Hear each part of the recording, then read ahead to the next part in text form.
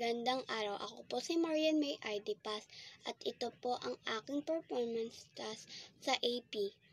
Ang napili ko pong biyani ay si Gabriela Silang.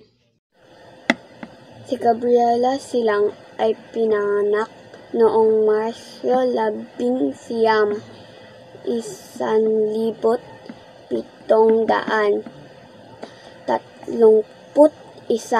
Siya ay ang naunang babae Pilipino na namuno ng isang himagsaksikan ng kolonisasyon ng Kastila sa Pilipinas. Nang namatay ang asawa niyang si Diego Silang ay pinagpatuloy niyang ang pinaglalaban ng asawa.